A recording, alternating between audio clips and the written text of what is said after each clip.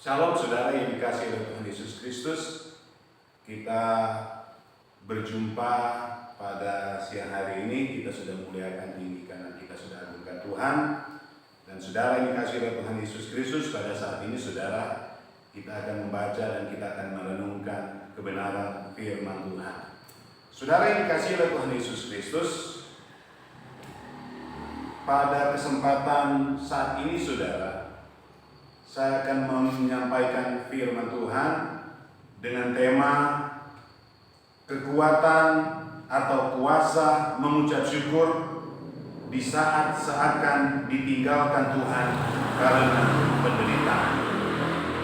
Saudara yang dikasihi oleh Tuhan Yesus Kristus, kita akan baca saudara di dalam kitab 1 Tesalonika pasal 5 ayatnya yang ke-18. 1 Tesalonika pasal 5 ayatnya yang ke-18. Demikian bunyi firman Tuhan. Mengucap syukurlah dalam segala hal, sebab itulah yang dikehendaki Allah di dalam Kristus Yesus bagi kamu. Saudara yang dikasihi oleh Tuhan Yesus Kristus, firman Tuhan ini disampaikan oleh Rasul Paulus kepada jemaat Tuhan yang ada di Tesalonika. Dan saudara, firman Tuhan ini disampaikan dalam suratan yang pertama untuk jemaat Tuhan atau untuk orang-orang Kristen yang ada di Tesalonika. Dan saudara yang dikasihi oleh Tuhan Yesus Kristus, keyakinan saya saudara bahwa apa yang disampaikan oleh Rasul Paulus ini saudara adalah sesuatu saudara yang mengandung kuasa. Apakah lagi saudara yang dia katakan saudara dalam firman Tuhan ini, mengucap syukurlah dalam segala hal. Mengucap syukur itu saudara artinya saudara berterima kasih. Atau saya mau katakan saudara begini, apapun yang kita terima atau apapun yang terjadi di dalam kehidupan kita, kita harus meresponnya dengan kita berterima kasih atau dengan kita mengatakan bahwa saya ikhlas menerima semuanya itu. Itu pengertian kata saudara mengucap syukur. Nah, firman Tuhan berkata saudara, di saat bagaimana kita harus mengucap syukur. Dikatakan oleh Rasul Paulus bahwa mengucap syukurlah dalam segala hal. Apa yang dimaksud dengan segala hal? Segala hal artinya bahwa di saat kita dalam kesenangan dan kelimpahan, kita mengucap syukur. Mengucap syukur dalam kondisi ini yang banyak dilakukan oleh orang percaya. Bahkan realitasnya mengucap syukur ini terkadang terlalu berlebihan untuk memuaskan nafsu daging, bahkan terkesan hura-hura. Saya akan coba lagi saudara. Mengucap syukur dalam segala hal yang pertama adalah saudara bahwa di saat kita berada di dalam kesenangan, di saat kita berada dalam kelimpahan, di saat mungkin kita mendapat berkat, kita harus mengucap syukur. Dan ini yang kita lihat saudara sering dilakukan oleh banyak orang percaya. Yang saya sudah katakan tadi saudara, bahkan ungkapan rasa syukur ini saudara boleh dikatakan realitasnya itu sudah berlebihan. Terkadang sudah jauh sampai memuaskan nafsu daging, bahkan terkesan hura-hura. Tapi saudara, segala hal yang kedua artinya saudara bahwa di saat seakan ditinggalkan Tuhan karena kita mengalami masalah atau kita mengalami musibah atau kita berada di dalam berbagai macam pencobaan, dan berbagai macam penderitaan. Dan mengucap syukur dalam kondisi ini belum tentu dapat dilakukan oleh orang percaya. Saudara-saudara yang dikasihi oleh Tuhan Yesus Kristus, ya, mengucap syukur yang kedua ini, saudara, bahkan banyak orang percaya, saudara, tidak mampu melakukan hal itu, saudara. Padahal saya mengatakan kepada saudara firman Tuhan melalui Rasul Paulus, ya, bahwa mengucap syukurlah dalam segala hal. Artinya, saudara, mengucap syukur di saat kita berada dalam kondisi serasa bahwa kita seakan ditinggalkan Tuhan. Di dalamnya, saudara, ada kekuatan. Di dalamnya, saudara, ada kuasa. Kenapa demikian, saudara? Mengapa, saudara? Walaupun di saat kita merasa ditinggalkan oleh Tuhan, karena kita sementara menghadapi berbagai macam beban, karena kita sementara menghadapi berbagai macam penderitaan, dan mungkin kita, saudara, ya, sudah berulang kali kita berdoa, memohon dan meminta kepada Tuhan untuk Tuhan segera menolong kita, untuk Tuhan segera menjawab apa yang menjadi pergumulan kita, untuk Tuhan segera mengeluarkan kita dari setiap permasalahan yang sementara kita hadapi, saudara. Tetapi, saudara, pertolongan Tuhan tidak kunjung datang. Pertolongan Tuhan, ya, terasa, saudara, makin hari kita rasa semakin jauh. Karena apa? Penderitaan yang kita hadapi, saudara, terkadang kita rasakan semakin hari semakin berat.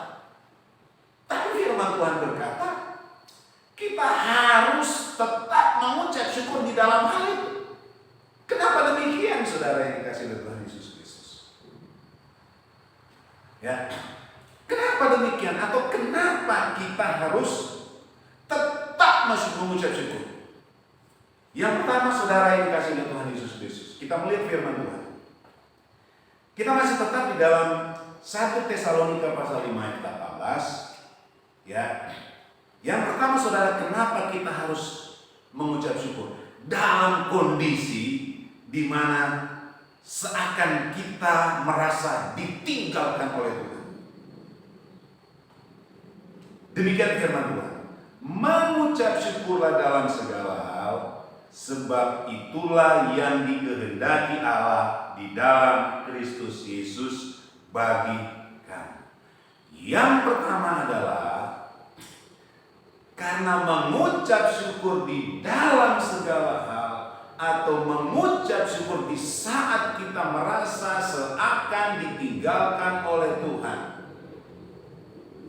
itu adalah hal yang dikehendaki Allah di dalam Yesus Kristus.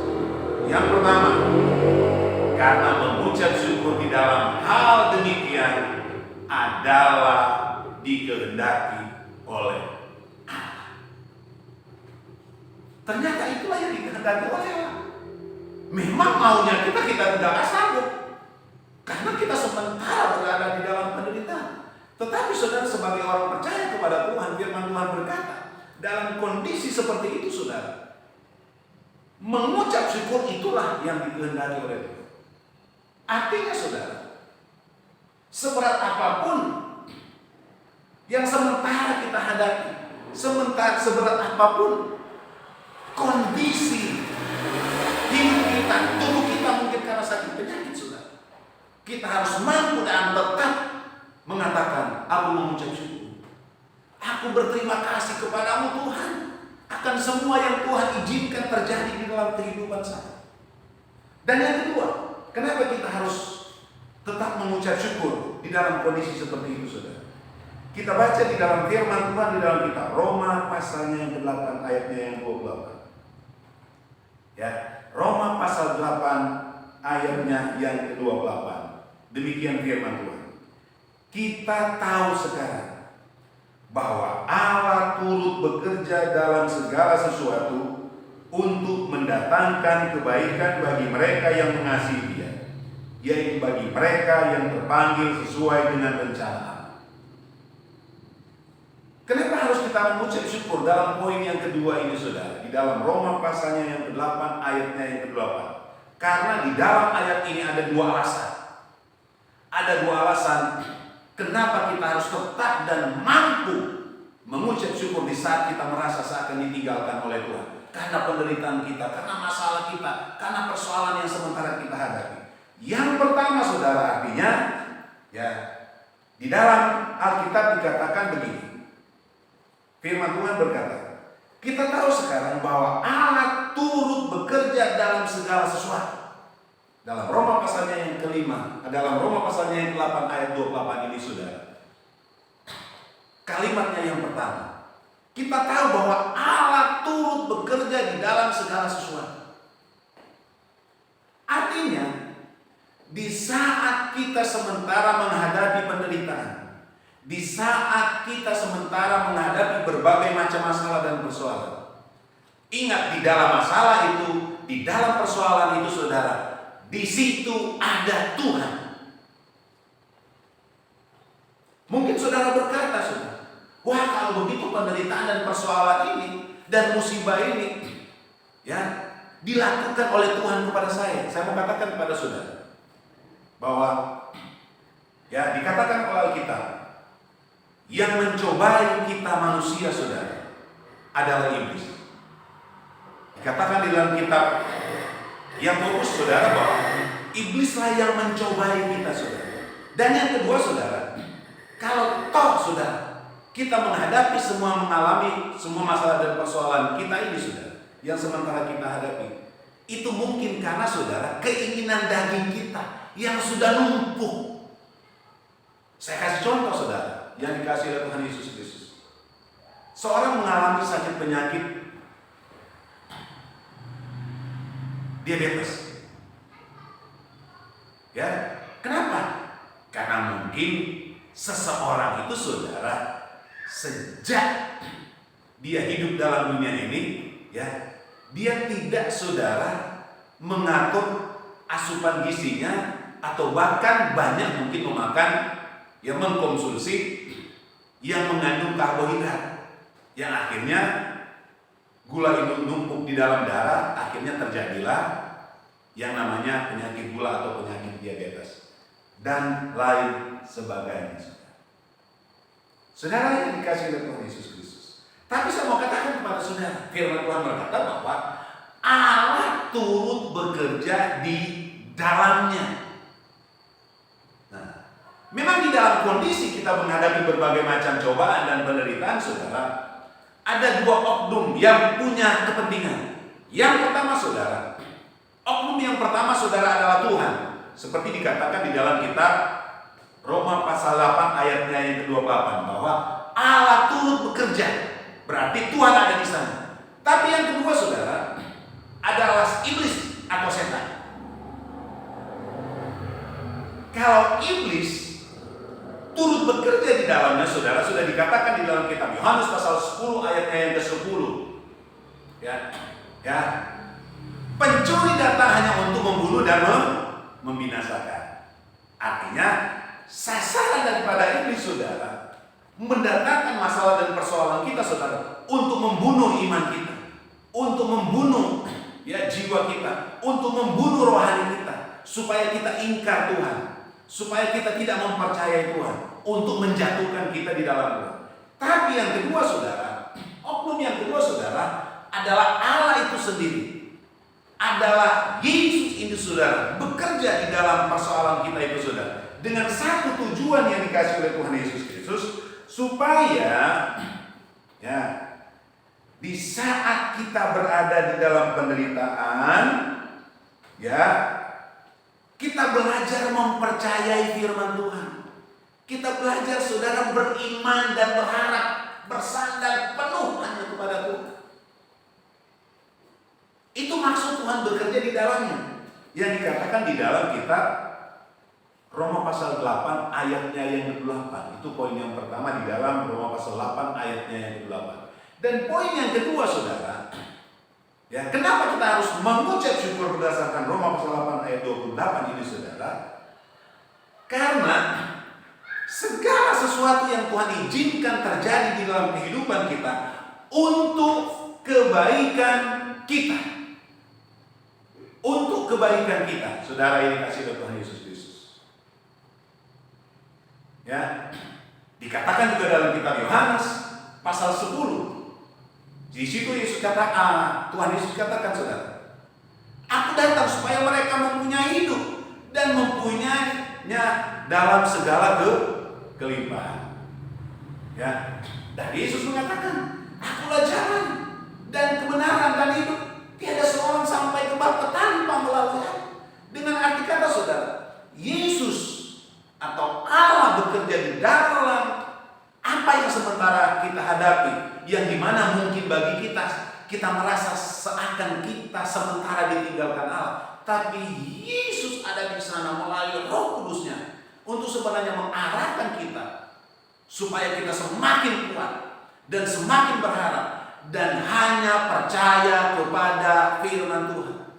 Kita ingat, saudara, cerita firman Tuhan, saudara, tentang seorang perwira Kapernaum. Dan kita belajar sebenarnya di sana, saudara. Ya, seorang perwira Kapernaum ini, saudara, waktu dia bertemu dengan Yesus dan dia mengatakan keluhannya, saudara, bahwa saya mempunyai hamba dan hambaku ini sakit. Ya. Tapi Yesus katakan, ya, nanti aku akan ke sana. Tapi seorang hamba ini, bahkan Saudara garis bawahi, kalau saya mau katakan sebenarnya perwira Kapernaum ini, saudara, saya boleh mengatakan, saudara, dia sebenarnya bukan tergolong orang Israel, bukan tergolong sebenarnya umat pilihan Allah, dan mungkin saya boleh katakan, saudara, bukan tergolong sebenarnya orang yang percaya Allah. Tetapi waktu dia mendengar ucapan Yesus itu, saudara, ya, dia kembangkan imannya, percaya pada kata-kata Yesus, percaya pada firman Tuhan. Dan dia katakan, saudara, ya Tuhan, ya Guru, aku ini adalah seorang perwira. Di atas saya masih ada komandannya, dan saya juga punya anak buah. Dan karena saya ini adalah sebagai seorang, ya, pimpinan mereka, saudara, kalau saya katakan pergi, ya mereka pergi. Untuk itu dia katakan, ucapkanlah satu kata saja. Dan dikatakan oleh Yesus, ya, besar imanmu. Iman dari seorang perwira Kapernaum ini, saudara, besar. Karena saudara dia belajar mempercayai firman Tuhan. Walaupun Yesus bagi dia nggak perlu datang menjamah, datang langsung melihat hambanya yang lagi sakit. Tapi dia percaya dengan ucapan saja, walaupun jauh, ucapan saja akan menyembuhkan hambanya yang sementara terbaring sakit, saudara. Ini sebenarnya yang Tuhan mau ajar kepada kita sebagai orang percaya kepada Tuhan. Supaya di saat kita merasa seakan ditinggalkan oleh Tuhan, kita harus tetap dan mampu mengucap syukur. Kita harus tetap mampu mengucap syukur, saudara. Saudara, yang kedua, saudara yang ketiga, saudara, ini kasih Tuhan Yesus Kristus. Kenapa kita harus mampu mengucap syukur? Kita lihat di dalam kitab Roma pasalnya yang ke-8 ayatnya yang ke-32. Roma pasal 8 ayatnya yang ke-32. Di situ firman Tuhan mengatakan, saudara, demikian. Ia yang tidak menyayangkan anaknya sendiri, tetapi yang menyerahkannya bagi kita semua, bagaimanakah mungkin ia tidak mengaruniakan segala sesuatu kepada kita bersama-sama dengan Dia? Dalam firman Tuhan ini, saudara, yang dikasih oleh Tuhan Yesus Kristus, yaitu poin yang ketiga, kenapa kita harus mengucap syukur dalam segala hal? Kita cermati baik-baik, saudara, dalam kitab Roma pasalnya yang ke-32 ini, saudara. Roma pasalnya yang ke-32 ini sudah dikatakan oleh firman Tuhan. Ia di situ saudara adalah Sang Bapa, Allah yang menciptakan jagat raya ini saudara. Ya, yang tidak menyayangkan anaknya sendiri. Siapa anaknya sendiri yang ia tidak sayangkan? Yaitu adalah Sang Firman yang jadi manusia, itu yang kita kenal dengan Yesus. Yesus saudara, dikatakan dalam kitab Filipi saudara, dia yang sebenarnya punya singgasana, punya tahta di surga, tetapi dia rela tinggalkan semuanya itu. Filipi pasal 2, dia rela tinggalkan semuanya itu, mengosongkan dirinya, datang ke dalam dunia ini saudara. Karena apa saudara? Ya, dikatakan oleh firman Tuhan, sama dengan Bapa tidak menyayangkan anaknya, tetapi yang menyerahkan bagi kita semua, menyerahkan untuk kita. Dia berikan Yesus itu saudara, untuk kita semua. Dikatakan oleh Alkitab, kalau mungkin seorang saudara menyerahkan dirinya sampai mati untuk orang yang baik, itu mungkin saudara bisa diterima dan masuk akal. Tetapi kalau seorang saudara memberikan dirinya kepada orang yang tidak baik, orang yang terkenal jahat, mempertaruhkan nyawanya kepada orang yang tidak baik, itu saudara boleh dikatakan sudah mungkin tidak masuk akal. Tetapi Yesus, dia berikan nyawanya, Bapa kirimkan anaknya, hanya untuk kita manusia. Manusia yang sudah berdosa, yang seharusnya saudara menerima murka Allah, tapi dia rela berikan kepada kita manusia. Dikatakan Alkitab selanjutnya, bagaimana mungkin ia tidak mengaruniakan segala sesuatu kepada kita bersama-sama dengan dia.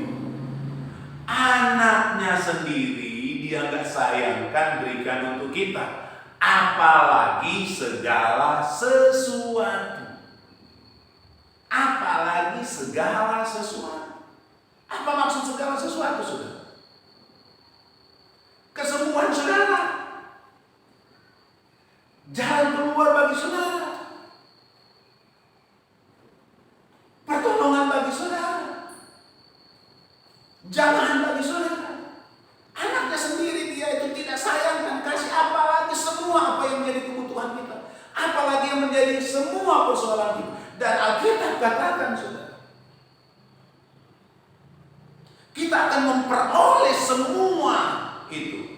Kita akan memperoleh segala hal itu saudara, asalkan saudara di saat kita menghadapi penderitaan, di saat kita merasa seakan kita ditinggalkan Allah, kita harus mampu mengucap syukur, mengucap syukur, mengucap syukur. Kita jangan meneladani bangsa Israel. Mereka sebenarnya sudah dikeluarkan oleh Allah keluar dari tanah perbudakan. Tetapi di saat mereka saudara seakan menghadapi jalan buntu saudara, mereka mengeluh, mereka menggugat Tuhan, mereka bersungut kepada Tuhan. Di saat mereka seakan terasa kekurangan air, mereka bersungut kepada Tuhan. Di saat mereka tidak ada makan, mereka bersungut kepada Tuhan, tidak mampu berterima kasih. Di saat mereka merasa mereka sudah ditinggalkan oleh Musa yang mimpin mereka, mereka sudah mempunyai pemikiran yang negatif saudara. Padahal saudara lebih daripada itu saudara, bahwa Allah yang menuntun mereka, Allah yang memimpin mereka. Musanya sebagai sarana dari Tuhan saudara untuk memimpin mereka, tapi lebih daripada itu sebenarnya Allah yang bersama dengan mereka. Tapi di saat itu mereka bersungut, yang pada akhirnya saudara mereka menyembah saudara patung. Saudara yang dikasih oleh Tuhan Yesus Kristus, mereka tidak mampu mengucap syukur di dalam penderitaan yang Tuhan izinkan terjadi kepada mereka. Alkitab katakan, mengucap syukurlah di dalam segala hal. Jadi 3 hal ini saudara yang penting dan menjadi alasan bagi kita sebagai orang percaya kepada Tuhan, kenapa kita harus mengucap syukur di dalam segala hal. Saudara yang dikasih oleh Tuhan Yesus Kristus, saya juga mengatakan ini saudara karena ini adalah merupakan kesaksian nyata bagi saya saudara, bahwa mengucap syukur atau mengucap syukur saudara, di dalamnya saudara terdapat kekuatan, kuasa, sekalipun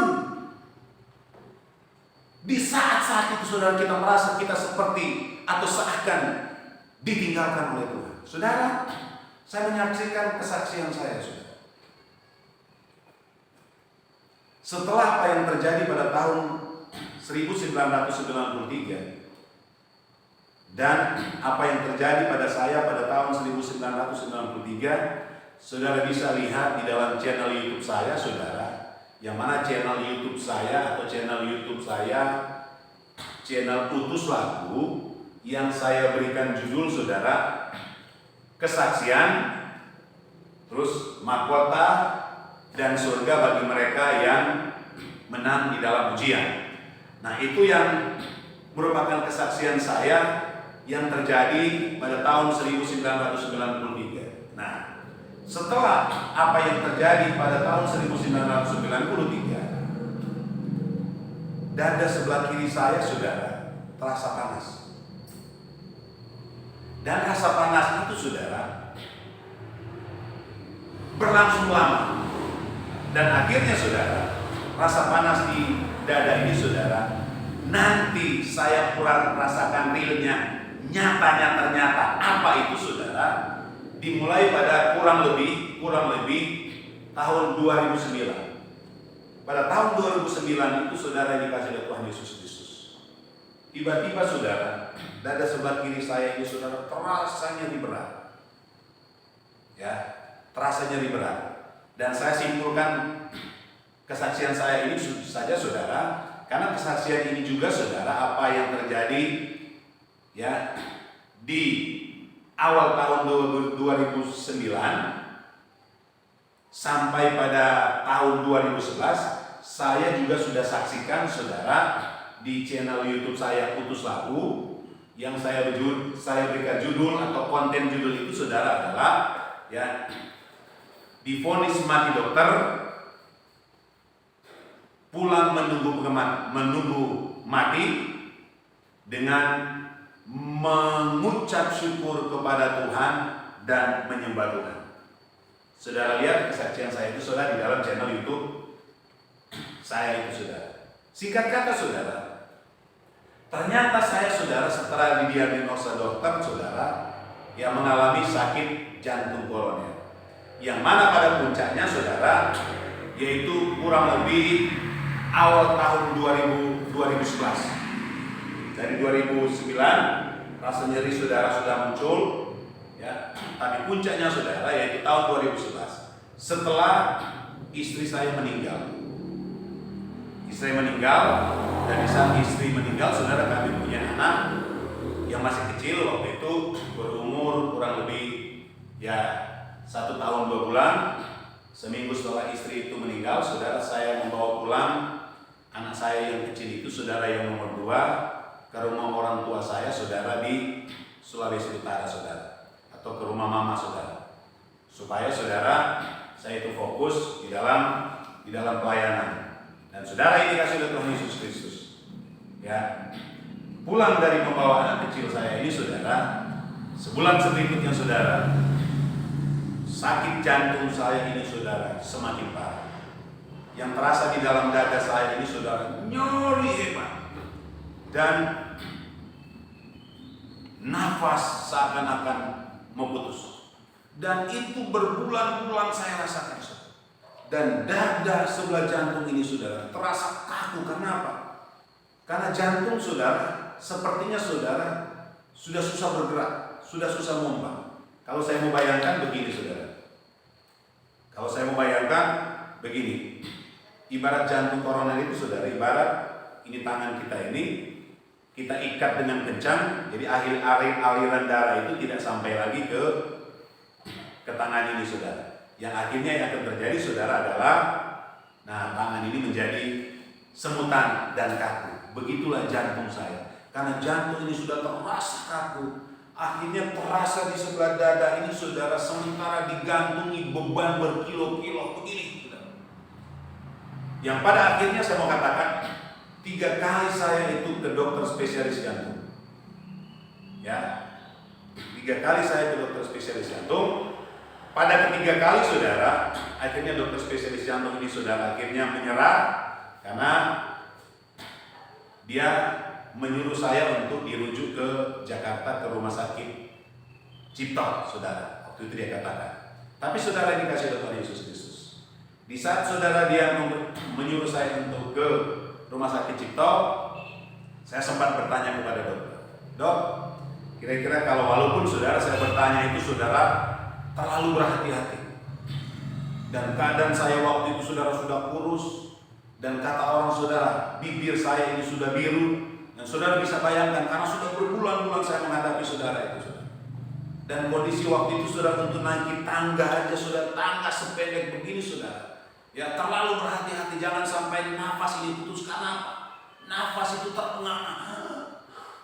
Dan saya hidup seorang diri di gereja dan pastori ini saudara, yang dikasih oleh Tuhan.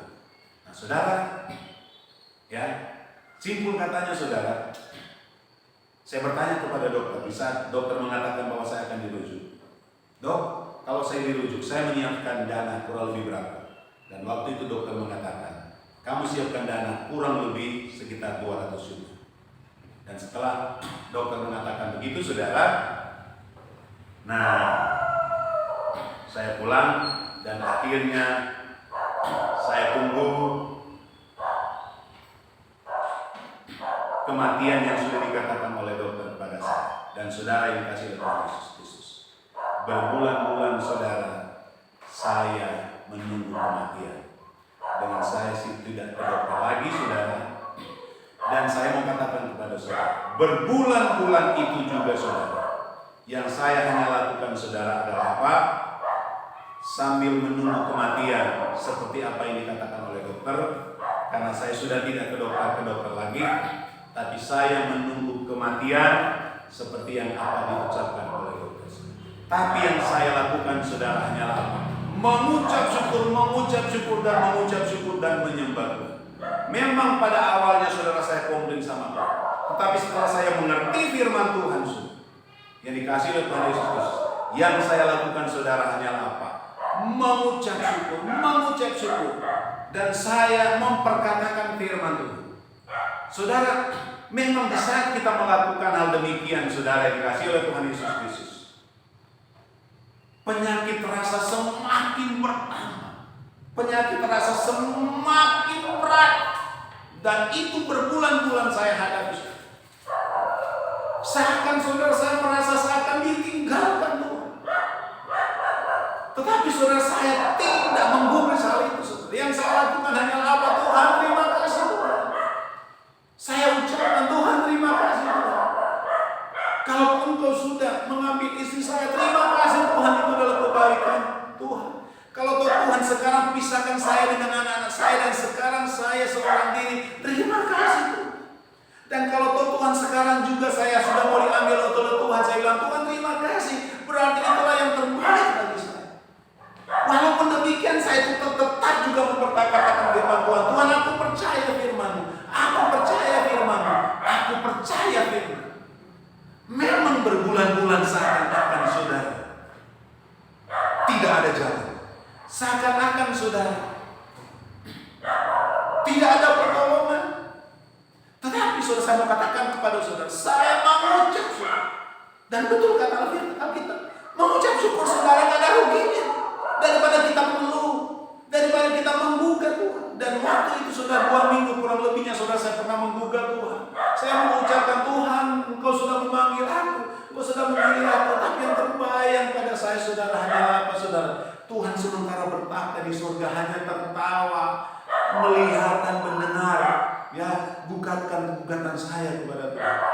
Tapi saya mengatakan kepada saudara, memang berbulan-bulan saudara seakan tidak ada jalan. Tapi karena yang saya lakukan saudaranya mengucap syukur dan mengucap syukur kepada Tuhan. Ada satu titik yang ternyata sudah diadakan dan siapkan oleh Tuhan, di mana semua persoalan dan penderitaan kita itu selesai. Dan saudara, kesaksian saya itu saudara terjadi pada tahun 2011 sampai kurang lebih saudara pertengahan 2012. Artinya setahun setengah lebih saudara saya mengalami penderitaan seorang diri di gereja ini, di tempat ini saudara. Dan semua saya lakukan di gereja ini saudara karena terlalu berat. Bahkan saya pernah pesan kepada tetangga saudara, kalau ke jam 6 pagi semua lampu di sekitar rumah, di sekitar gereja saudara saya belum matikan karena saya seorang diri, itu artinya saya sudah tidak bernyawa lagi, atau saya sudah mati, sudah jenazah saudara. Saya katakan kepada mereka, bongkar semua pintu, karena ternyata saya sudah nggak ada, sudah ada banyak. Nah itu saya pesan kepada tetangga, dan tetangga semua saudara mereka adalah non Kristen. Mereka bukan jemaat, dan jemaat-jemaat saya saudara di pelayanan saya sudah mereka jauh-jauh. Saudara dari 2011 dan sampai saat ini saya membagikan firman Tuhan, saya membagikan kesaksian ini kepada saudara. Tahun 2020, 10 tahun sudah Tuhan menolong saya, Tuhan menyertai saya, Tuhan memberkati saya di dalam pelayanan. Dan pada waktu itu saya saudara berkata-kata saja saudara nggak mungkin, apalagi mau berkhotbah seperti saat ini saudara. Tapi Tuhan nyatakan semuanya itu. Dan saya mau katakan kepada saudara, karena apa? Karena kita mampu mengucap saudara. Saudara yang dikasihi oleh Tuhan Yesus Kristus. Akhir firman Tuhan pada saat ini saudara, saya mau yakinkan kepada saudara, seperti kata firman Tuhan, mengucap syukurlah di dalam segala hal. Di saat saudara menghadapi badai apapun saudara, tidak perlu saudara mengeluh, tidak perlu saudara takut, karena saudara mengucap syukur itu poin yang pertama saudara, dikehendaki oleh Allah. Dan yang kedua, di saat saudara merasa ditinggalkan oleh Tuhan, seakan ditinggalkan oleh Tuhan saudara. Yang kedua saudara, karena di dalamnya Allah turut bekerja. Allah turut bekerja untuk apa saudara? Untuk supaya kita mengerti firman Tuhan, supaya kita mengakui Allah itu bersama dengan kita, dan supaya kita itu memperkatakan firman Tuhan.